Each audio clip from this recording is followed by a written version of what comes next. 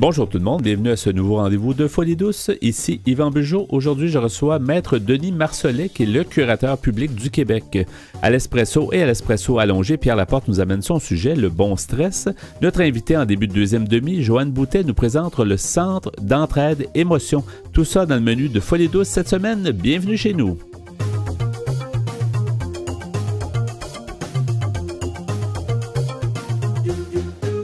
Que vous soyez branché, déboussolé, renfermé ou stressé, vous syntonisez actuellement Folie douce. J'accueille maintenant mon invité, Maître Denis Marcelet. Bonjour, Monsieur Marcelet. Bonjour, M. Bugeaud. Bonjour, bienvenue à l'émission Folie douce. Vous êtes le curateur public du Québec. On est chanceux, on a le curateur avec nous et on va parler évidemment de tout ce monde-là qui est peu connu, d'une certaine façon connu, mais peut-être mal connu. On va apprendre à mieux connaître. Justement, vous êtes, pour vous présenter rapidement, vous êtes notaire de formation. Mm-hmm. Vous avez été président de la Chambre des notaires du Québec pendant de nombreuses années, ou aussi sous-ministre à plusieurs ministères, je pense, et vous êtes depuis juin 2018 le curateur du Québec. Qu'est-ce que c'est, pour rendre ça clair, justement, on est à la radio, mais je pense qu'il y a moyen d'expliquer ça quand même clairement. Qu'est-ce que c'est le curateur du Québec? Bien, le curateur du Québec, d'abord, il y a une fonction de représenter les personnes qui sont inaptes. Donc, de voir à leur bien-être, de s'assurer qu'ils reçoivent les soins adéquats, etc. Et aussi, de surveiller les tuteurs et les curateurs actuellement qui sont des tuteurs ou curateurs privés. Alors, il y a deux façons actuellement. C'est que soit c'est un membre de la famille, le plus souvent qui est nommé tuteur.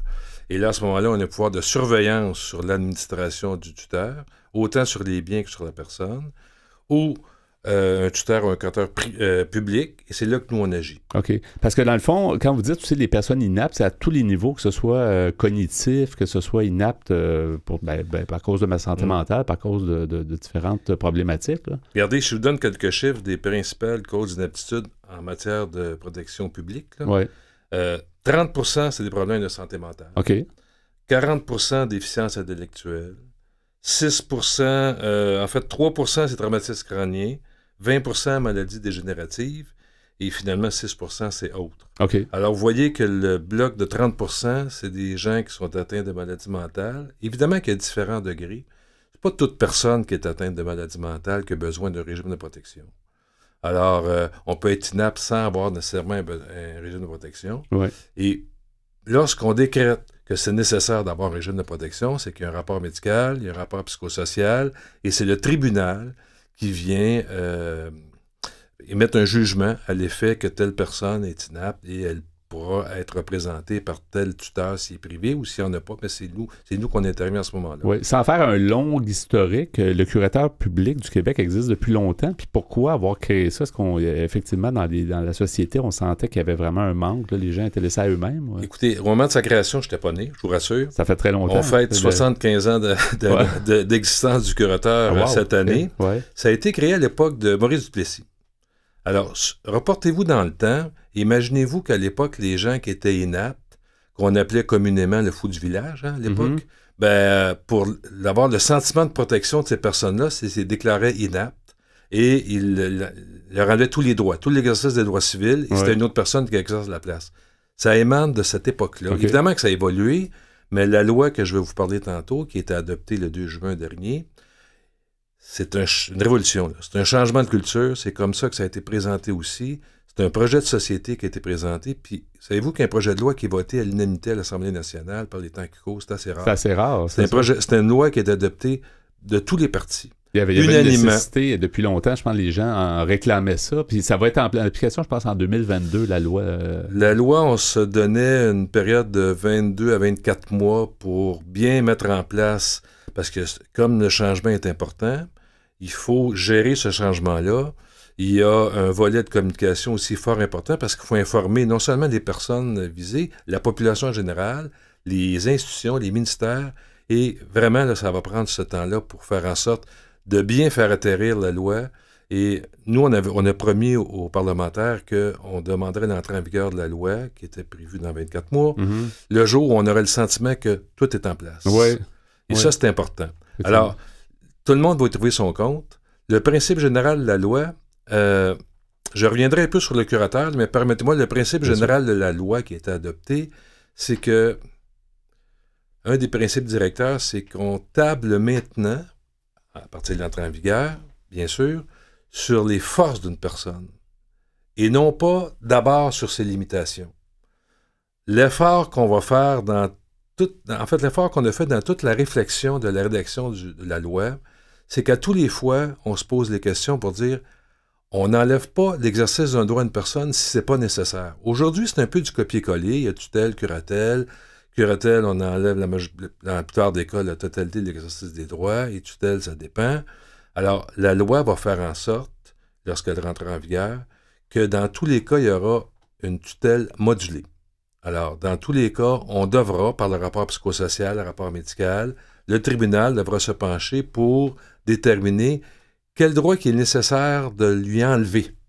Et surtout, quel droit qu'il est nécessaire pour le conserver. Pourquoi? Parce qu'un des principes fondamentaux de cette loi-là, c'est de respecter la dignité de la personne, favoriser son autonomie, favoriser ses préférences et son intérêt. Okay. Je ne vous dis pas qu'on ne le fait pas aujourd'hui, mais c'est à plus petite échelle. Là, la loi va l'obliger à le faire. C'est ça, parce que c'était de la bonne volonté, mais la loi ne l'exigeait pas. Dans le fond, on met la loi à la saveur du jour, là, où on met le citoyen vraiment au centre de toute la réflexion.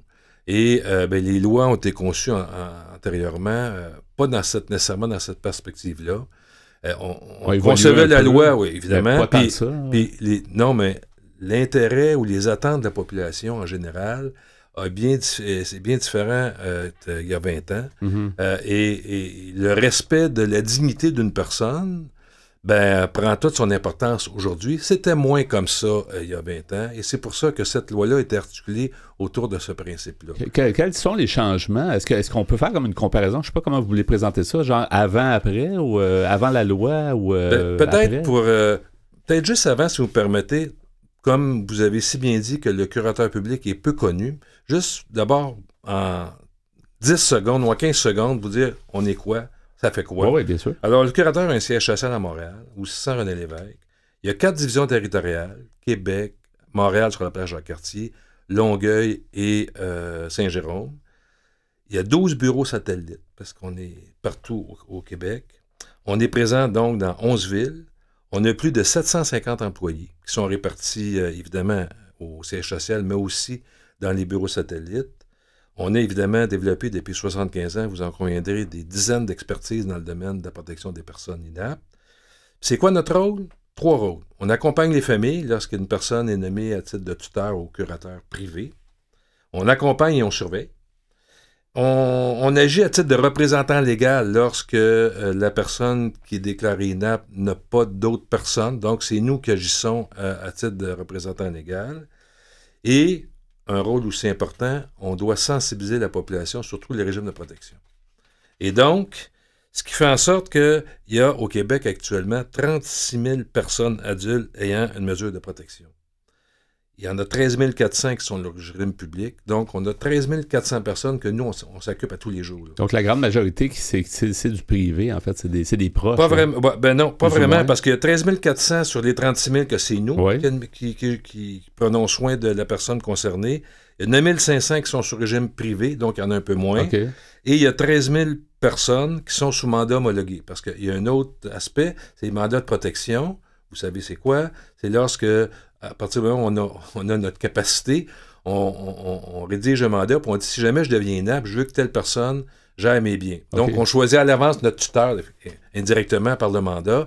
Et pour que ce mandat-là soit effectif, il faut que l'inaptitude soit déclarée. Mm-hmm. Donc, il y a un rapport médical, un rapport psychosocial, puis il y a un jugement du tribunal pour dire effectivement, la personne, une telle, est déclarée inapte et le mandat peut être, en fait, le mandataire peut agir. Alors, donc, l'ensemble de ces personnes-là, dépendant sous quel chapeau ils se retrouvent, en privé ou en public, ils sont représentés par un proche ou représentés par le curateur. Et quels sont les principaux changements de la nouvelle loi qui va entrer en vigueur bientôt, qui va c'est un peu une révolution, finalement?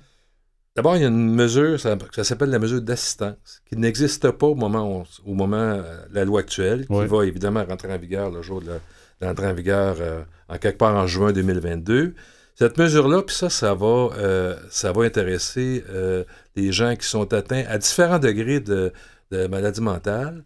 À partir du moment où une personne peut manifester son intérêt d'être assistée dans sa prise de décision et que cette même personne-là peut identifier une personne pour l'assister.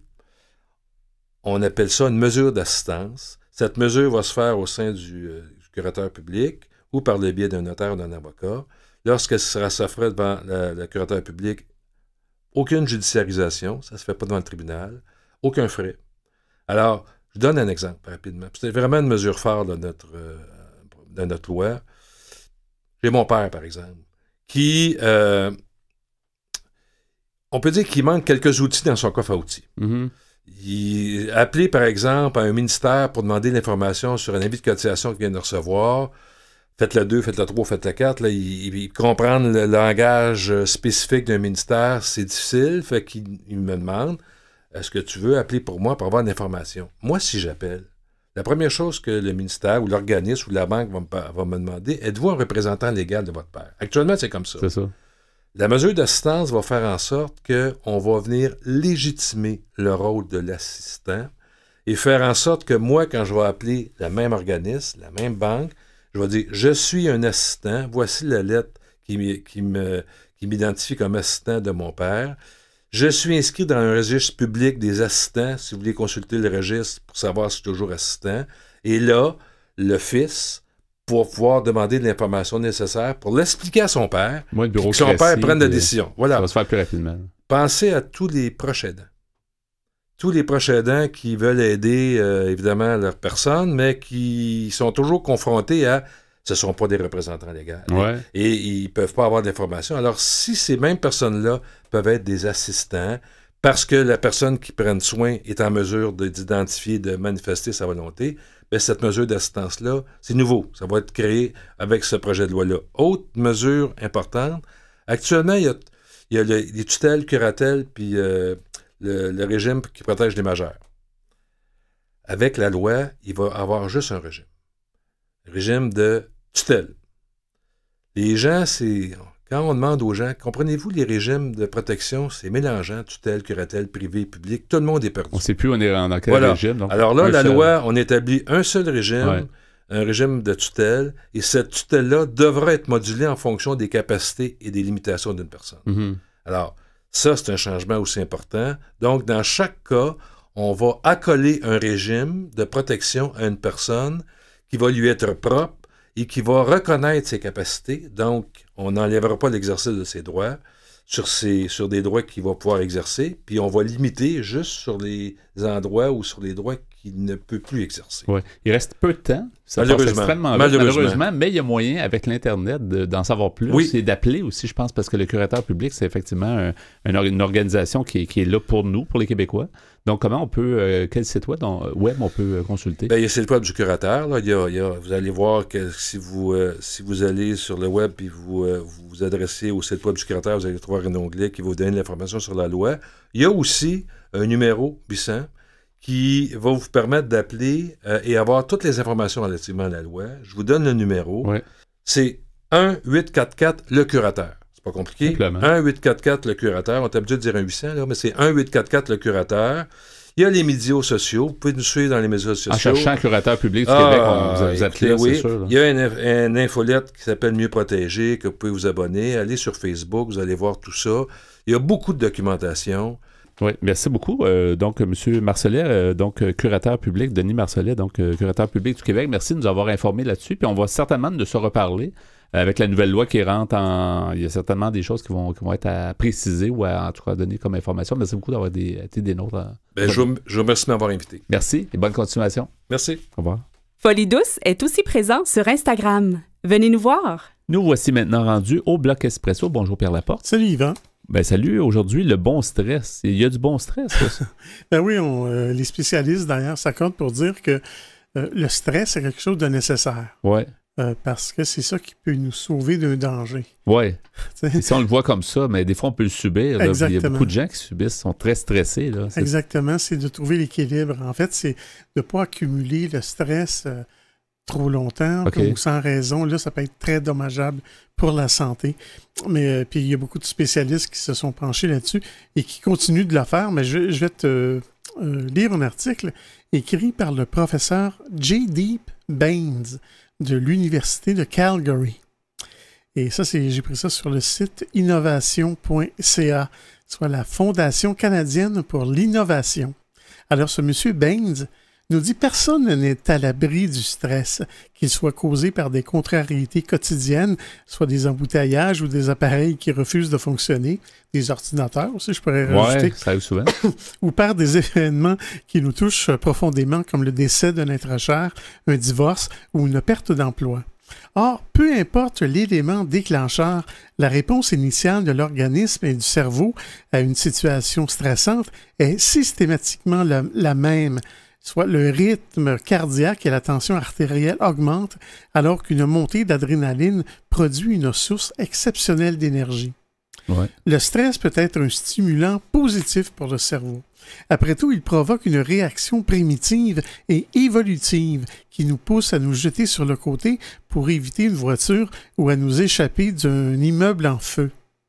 Mais l'exposition à un grand nombre de situations stressantes très rapprochées peut entraîner un stress chronique qui, en retour, contribue à l'apparition de troubles mentaux et physiques graves comme la dépression, l'anxiété, la fatigue, la perte de mémoire et même la cardiopathie et l'hypertension. Et même à moindre importance, le manque de sommeil, ça crée souvent l'insomnie, le stress. Sûrement, oui. L'insomnie, qui est répétée sur une longue période, ça peut devenir grave. Cause aussi d'autres problèmes. Oui. Le neuroscientifique J.D. Baines et son équipe de l'Université de Calgary s'emploient à établir comment le bon stress peut devenir néfaste et pourquoi. Les conclusions pourraient nous amener à concevoir des approches thérapeutiques pour contrer les effets les plus nocifs du stress chronique. Baines examine les réactions au stress depuis près d'une décennie dans le cadre d'une étude plus vaste visant à comprendre les connexions du cerveau et le mode de communication des neurones entre eux. Mm-hmm. En plus d'avoir identifié la protéine qui joue un rôle spécifique dans l'activation du centre de commande du stress situé dans le cerveau, l'équipe de chercheurs a récemment découvert un mécanisme par lequel les cellules cérébrales de rats de laboratoire deviennent de plus en plus sensibles au stress subséquent. On dirait que ça s'additionne, si on veut, avec le temps. On sait depuis longtemps que le cerveau réagit aux signaux de stress en libérant des hormones dans le système sanguin. Chez les humains, la plus importante est le cortisol. M. J.D. Baines nous dit « Le but est de canaliser toutes les ressources de l'organisme afin de répondre aux facteurs de stress qui se présentent.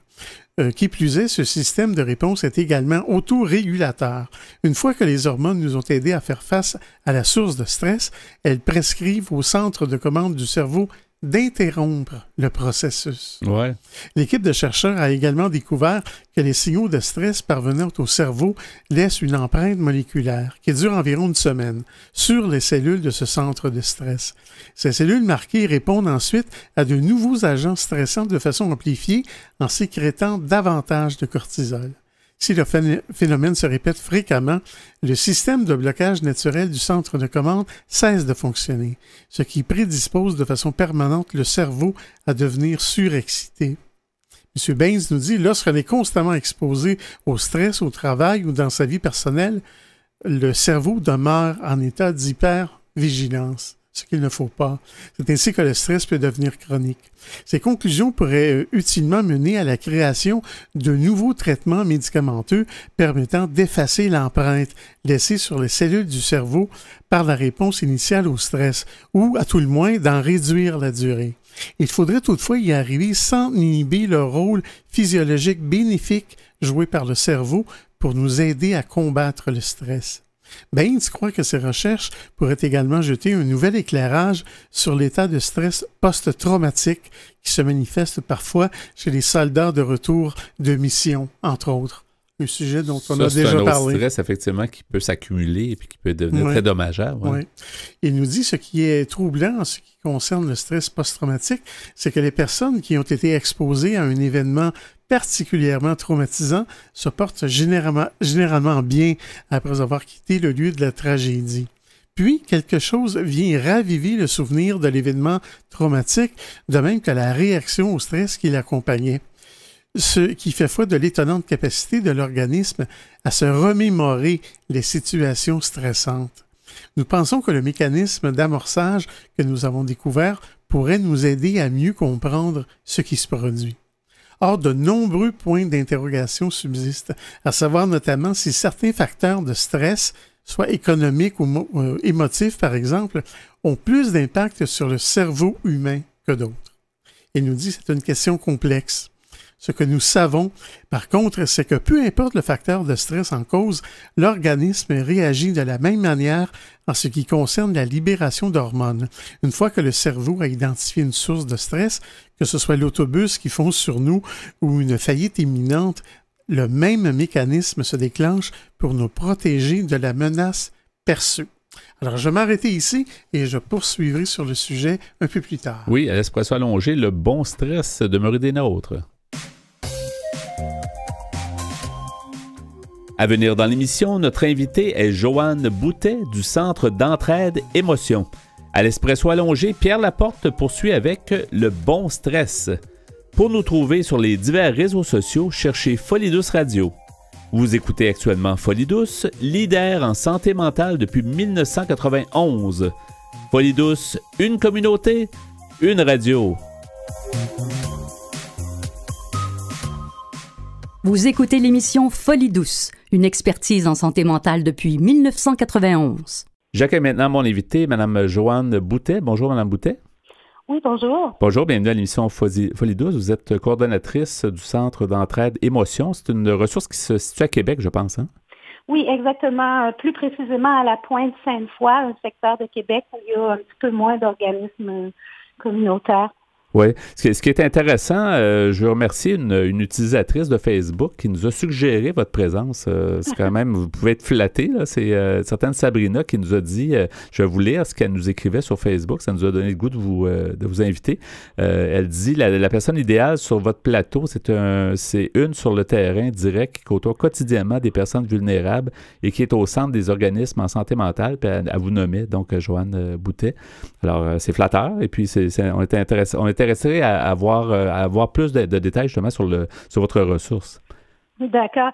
Ben écoutez, oui, moi aussi j'ai trouvé ça flatteur de la part de Mme Dion. Là, c'est quelqu'un que j'ai quand même côtoyé. Puis c'est toujours ça fait un petit velours là, quand les gens justement pensent à nous dans ces circonstances-là. Écoutez, le Centre d'entraide Émotion, c'est un petit groupe d'entraide qui est dédié particulièrement aux personnes qui vivent avec des troubles de la personnalité limite. C'est donc une approche très particulière parce que nous, on travaille dans une vision par et pour. C'est un groupe qui est autogéré. À l'intérieur de l'organisme, tout le monde a vécu ou vit avec une problématique de santé mentale. La majorité des gens avec un trouble de la personnalité. Donc, ça permet évidemment d'être dans une approche qui mise sur les forces des membres qui fréquentent le centre et qui met les gens dans une espèce de comment je reviens ça, qui amène les gens à penser le rétablissement en santé mentale dans le sens de transformation sociale aussi. Ouais. Pas seulement dans le sens d'avoir un problème de santé individuelle, mais de questionner les changements sociaux qui pourraient éventuellement aider à une meilleure santé mentale collective. Le Centre d'entraide Émotion, est-ce que ça fait longtemps qu'il existe? C'est un centre qui a été créé en 98. Il faut se rappeler, si on remonte en arrière, que les premières thérapies, puis la première vague de diagnostic de troubles de personnalité limite, c'était au milieu des années 90 où on commençait à parler plus de cette problématique-là. C'est une problématique qui touche particulièrement des jeunes adultes, souvent des personnes qui sont quand même très fonctionnelles, mais qui ont des grandes souffrances. Donc, un vécu qui est différent de ce qu'on voyait dans les années 90, où la majorité des organismes communautaires accueillaient des gens plus vieux et des gens qui avaient des problématiques qui étaient plus chroniques, même si j'aime pas tellement ce mot-là. Donc, c'était la suite logique du premier programme de thérapie offert par le réseau public. Les gens qui sont sortis de ce premier programme, c'est un programme de 3 ans, ont décidé de ne pas se lâcher à la fin du parcours puis de s'accompagner dans leur rétablissement. Ils ont donc incorporé un groupe d'entraide. Et 2 ans plus tard, moi je suis arrivée, on a trouvé des locaux et puis c'est là qu'on s'est aperçu que la demande explosait, qu'il y avait de plus en plus de gens qui vivaient avec cette problématique-là qui n'était pas très connue. Puis voilà, depuis ce temps-là, ben là, on a célébré il y a 2 ans nos 20 ans. Oui. Et les ressources pour EHPAD, il n'y en a pas tant que ça. À une certaine époque, oui, il y en a eu quelques-unes qui ont vu le jour, mais c'est quand même un travail, mais ça semble bien fonctionner quand même. Bien, non seulement ça fonctionne bien, mais à quelque part, c'est vraiment le service de complémentarité au service public. C'est-à-dire qu'on peut bien, par exemple, si vous avez un épisode dans la vie où vous faites une dépression ou peu importe la problématique, oui, il va y avoir un traitement, mais ça va pas être fait dans une approche globale parce que, bon, le milieu médical n'est pas fait pour ça non plus. Alors, ça vient, le par et pour, ce que ça vient faire, c'est que ça vient créer un réseau de gens qui ne se jugent pas entre eux, qui sont capables de s'accompagner dans leur démarche de rétablissement, mais qui sont capables aussi de s'accompagner dans des changements au niveau de l'hygiène de vie, par exemple. Quand on a une problématique de santé mentale, des fois, il y a des choses qui se superposent dans des problèmes de pauvreté, problèmes de violence, différentes problématiques ou troubles associés. Donc, le fait d'avoir un groupe d'entraide, c'est de recréer un réseau social qui est là pour s'épauler puis permettre au groupe d'avancer ensemble au lieu de vivre ça dans l'isolement social aussi. Puis c'est aussi, finalement, la paire aidance. On parle souvent des pères aidants, les gens qui s'aident puis ont déjà vécu des choses. C'est ça. Puis on parle, dans le fond, dans la fin des années 90, vous aviez déjà finalement ce modèle-là en place? Oui, en fait, le par et pour puis les groupes d'entraide, c'est né de l'approche d'appropriation du pouvoir. Ça vient un peu du grand mouvement états-unien des psychiatric survivors qu'on a vu dans les années 70-80. Dès les années 80, il y a d'ailleurs des approches alternatives qui naissent au Québec. Il y en avait d'ailleurs plusieurs, il y en a encore beaucoup. Mais effectivement, après ça, ça a débouché sur les programmes de formation père aidant, qui sont plutôt des programmes qui ont été développés au départ pour intégrer des équipes de soins et donc permettre d'humaniser les soins et de tenir compte justement de cette dynamique-là de l'approche basée sur les forces auprès des personnes. On en a vu beaucoup. Par exemple, ici à l'Institut universitaire en santé mentale de Québec, il y a plusieurs pères aidants qui travaillent dans les équipes de soins. Ça favorise aussi la compliance des gens par rapport au traitement. Ça diminue la peur dans des épisodes plus difficiles, par exemple. Oui. Nous, on est plus dans une approche d'entraidant. On a quand même un père aidant qui travaille avec nous une journée semaine, mais en général, on va prioriser plutôt l'entraide, donc c'est bénévole.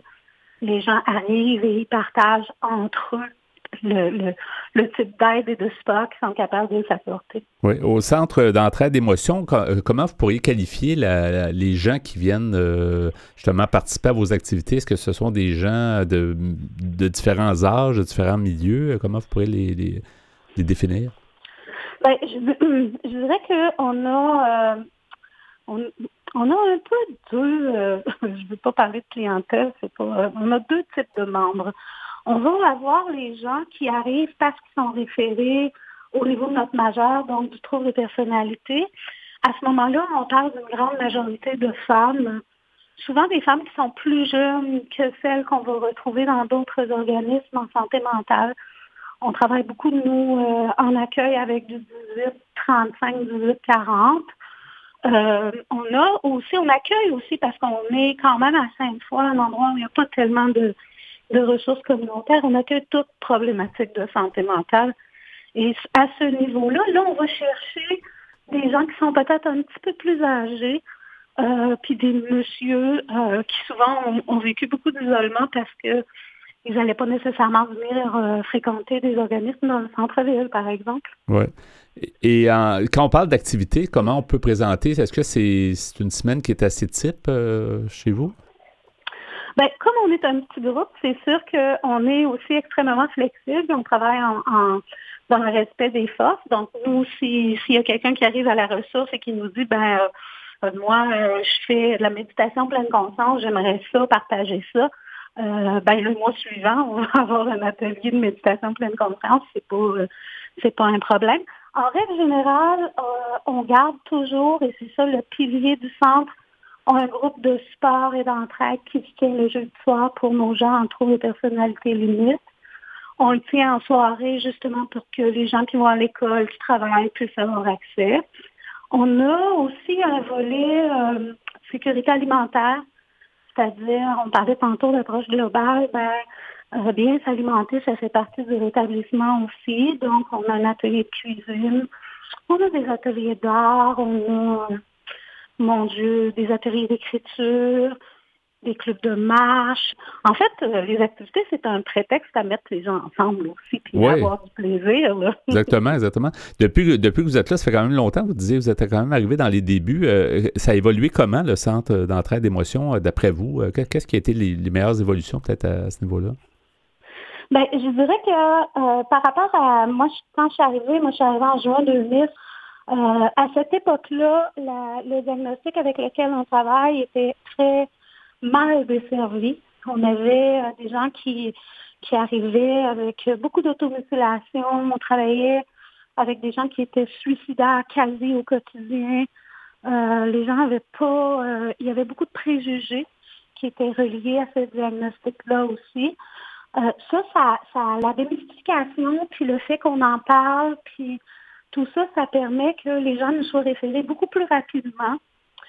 Je dirais que ce qui a beaucoup évolué, puis c'est sur quoi moi je travaille d'arrache-pied, c'est de convaincre les gens de prendre le pouvoir. C'est une ressource autogérée, hein. Fait qu'ils sont, par exemple, sur mon conseil d'administration de 7 personnes, on a le droit d'avoir 2 personnes de la communauté, mais ce sont les membres qui sont majoritaires. Et ça, c'est quelque chose qui a été long à instaurer, de dire à des gens, par exemple, qui n'ont jamais eu de pouvoir sur leur propre vie, on veut que tu exerces le pouvoir sur ton organisme. Il y a vraiment un cheminement qui se fait là, puis on ne se cachera pas, il y a un objectif aussi là-dedans de ramener les gens à leur citoyenneté et à leur dignité. Hein, de dire, par exemple, si je viens à mon assemblée générale annuelle, que j'élis mon conseil d'administration, ça se peut que je comprenne que j'ai un pouvoir quand vient le temps des élections municipales ou provinciales, par exemple, parce que c'est un fonctionnement démocratique. Fait que c'est vraiment de mettre les gens ensemble qui décident de ce que sera leur groupe, leur lieu d'appartenance. C'est ça qui a changé et cheminé beaucoup, je trouve. Et les gens qui s'impliquent peuvent aussi influencer le contenu de ce qui va se passer dans la ressource ou les décisions, on va dans quelle direction, tout ça. Il y a ça aussi qui est intéressant pour eux. Oui, tout à fait. Ils sont la gouvernance. Je me plais à leur rappeler qu'ils sont la gouvernance. C'est important parce que c'est un lieu de partage d'expérience. Donc, l'idée, c'est vraiment aussi qu'ils soient conscients puis de les mettre en contact avec leur propre empathie, qu'ils soient conscients que ce qu'on offre, c'est pour eux puis c'est pour les autres. Fait que ça, c'est vraiment... je pourrais en parler pendant des heures, mais c'est un exercice collectif qui est très intéressant. C'est très intéressant. Avant de terminer, Mme Boutet, donc on va mentionner peut-être les informations, comment on peut... Évidemment, vous êtes dans la région de Québec, mais les gens qui veulent en savoir plus d'un peu partout peuvent, je pense, aller voir votre site web. Oui, on a un site au www.entraide-org. On est sur Facebook aussi à Centre d'entraide émotions. Beaucoup plus actif sur Facebook parce qu'on travaille beaucoup avec des jeunes personnes. Oui.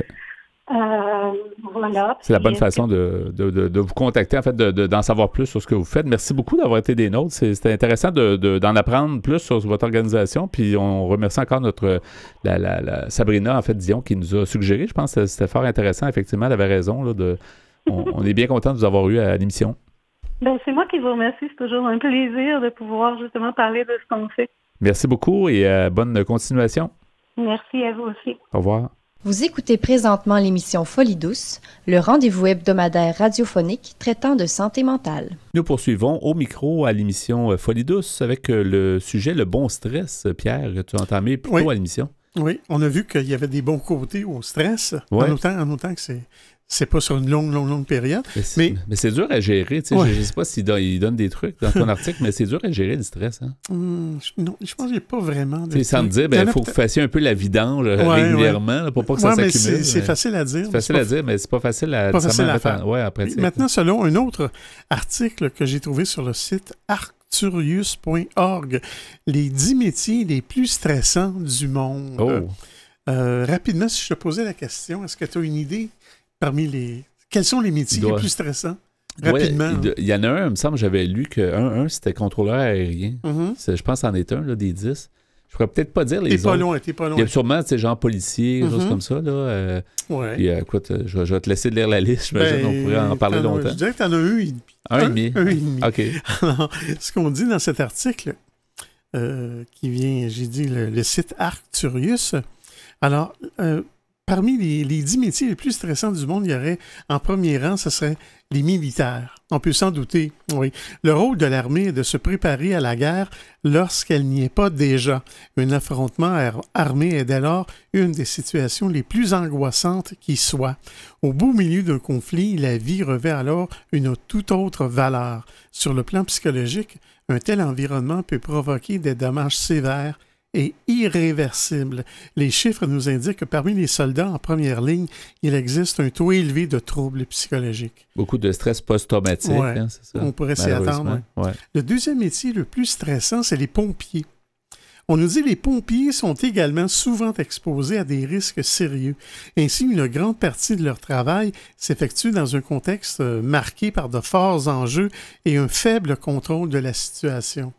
Oui, on peut comprendre. Et souvent très soudain. Il ne se passe rien. Tout à coup, il y a une urgence incroyable qui va prendre 12 heures. C'est ça, c'est quand même un métier qui doit être stressant. Non, c'est vrai. On nous dit que chaque incendie ou accident a ses caractéristiques propres. Cela est propice à créer un climat d'incertitude important. De plus, en cas d'urgence, peu importe la date et l'heure, les pompiers doivent donc toujours être sur le qui-vive. Ouais. Troisième rang, tu m'avais parlé des contrôleurs aériens. Bien, ici, on parle des pilotes d'avion. On nous dit bien que de nos jours, les avions soient très sûrs, le bon déroulement des opérations dépend en grande partie des pilotes. Ils doivent être attentifs à tous les paramètres. En outre, c'est un travail qui exige des changements d'horaire permanents et de longues périodes loin du foyer. Dans une large mesure, c'est aussi un travail de routine. Il n'est donc pas surprenant qu'il s'agisse d'un des métiers figurant parmi les plus stressants. En ayant aussi une couple de 100 personnes en arrière, avec la responsabilité, ça ajoute. Hein? Exactement. C'est vrai que ça doit être stressant, même si les avions sont de plus en plus automatisés et informatisés. Mais avec en plus, avec toutes les problématiques éventuellement de kamikazes ou de gens qui... Il y a beaucoup de stress qui vient avec ça aussi. Mais les pilotes, je pense, adorent leur métier quand même. Quatrième rang, tu en as parlé tantôt, c'est les policiers. Un autre des métiers les plus stressants au monde. Les policiers sont régulièrement confrontés à des situations impliquant des armes susceptibles de causer des blessures importantes. Comme les militaires, ils sont fréquemment exposés à des situations imprévues et difficilement contrôlables où leur vie est mise en danger. Ils subissent des niveaux de stress très élevés. Ouais. Au 5e rang, ça va peut-être te surprendre, ici on a placé les organisateurs d'événements. Ah, oui. Les organisateurs d'événements ne risquent évidemment pas leur vie. Ils ne s'exposent pas au danger. Ils doivent cependant prêter une grande attention à de nombreux détails à la fois. Par-dessus tout, ils sont tenus de veiller à ce que des activités de nature diverse et distincte se regroupent en un ensemble harmonieux. D'autre part, il est également fréquent qu'ils prennent part à d'importantes négociations. Ils doivent alors agir de sorte que toutes les parties finissent par tomber d'accord. Nous, on en a déjà organisé des événements, mais souvent, c'est que il y a le bouton panique qui arrive. C'est ça, c'est l'imprévu aussi pour les organisateurs, que tout va pas toujours bien, c'est ça. Mais je pense que l'important, c'est d'être un groupe de personnes qui organisent un événement sans ça. Là, c'est vrai, ça aide beaucoup. C'est dur. Au 6e rang des métiers les plus... stressant, il y a les journalistes. Le stress des journalistes dépend de 3 facteurs. Tout d'abord, les horaires. Ils varient selon les circonstances et selon l'actualité. Il est nécessaire d'être là où se déroule l'événement afin de couvrir l'information au bon moment. Ensuite, ils peuvent parfois être exposés à des situations dangereuses. De plus, ils sont souvent amenés à travailler très vite, car leur objectif est de rendre compte de l'actualité presque instantanément. Il ne pas se tromper parce que ça peut avoir des conséquences, effectivement, de se faire reprocher que les faits ne sont pas vrais. Donc, c'est ça, il y a une dose de stress, c'est vrai. Au 7e rang, les médecins de service d'urgence. Oui, ça, c'est sûr. Comme son nom l'indique, dans un service d'urgence, tout est urgent. Les médecins qui y travaillent doivent souvent prendre des décisions compliquées en un temps très court. Ils tiennent souvent entre leurs mains la santé et la vie d'autres personnes. Une telle responsabilité fait peser un poids psychologique important. Au 8e rang des emplois les plus stressants, les vendeurs. Le vendeur doit traiter avec toutes sortes de personnes. Certains clients sont agréables, d'autres ne le sont pas. Certains clients dépassent parfois les limites, mais le vendeur se doit de garder son sang-froid pour assurer une vente. Et la vente, des fois, il y a la pression de vente. Des fois, il y a des commissions. Tu sais, c'est ça, fait que ça, c'est une grosse pression aussi. Ouais. Au 9e rang des emplois les plus stressants, les chauffeurs de taxi. Passer la plus grande partie de sa journée dans un environnement exigu, faire face à la clientèle, devoir faire face à de nombreuses situations, souvent imprévisibles, être dans les embouteillages pendant des heures, tel est le lot quotidien des chauffeurs de taxi. Et au 10e rang des emplois les plus stressants, les enseignants. Travailler avec des enfants et des adolescents est une tâche ardue. Et encore plus lorsque les classes sont surchargées ou si tous les moyens ne sont pas mis en œuvre pour capter leur intérêt et satisfaire leur curiosité. Merci pour cette liste. Donc, le bon stress qu'on parlait en début est là, mais ça nous donne une bonne idée, peut-être des choses très stressantes. Merci beaucoup, Pierre, pour ça. Vous aimeriez réentendre nos émissions, entrevues et chroniques via YouTube? Pas de problème. Pour y accéder, visitez notre site web antenne.qc.ca, antenne.qc.ca. Pour conclure ce rendez-vous de Folie douce, Pierre, merci beaucoup pour ta mise en onde. Bienvenue, mon cher. Merci également pour tes blocs espresso. Tu nous as parlé du bon stress et tu nous as même donné une liste des 10 métiers les plus stressants. Alors, on va y penser. Mais animateur radio, tu as remarqué que c'était pas là. Non, c'était pas là. C'est loin d'être stressant. C'est plutôt... technicien de radio. Ça aussi, metteur en onde, c'est quand même assez relax. Merci beaucoup pour tes listes. Merci beaucoup pour tout ça. Merci à notre invité en début d'émission, Maître Denis Marcelet, le curateur public du Québec. Très intéressant de l'avoir reçu ici en studio pour nous expliquer un peu plus tout ce monde-là de la curatelle publique. On va certainement le réinviter prochainement à l'émission. Notre invité, Joanne Boutet, en début de deuxième demi, nous a parlé du Centre d'entraide émotion. C'est donc le menu de Folie douce. Cette semaine, c'est Yvan Bugeaud à l'animation. Bonne semaine à tous et à la prochaine Folie douce. Au revoir.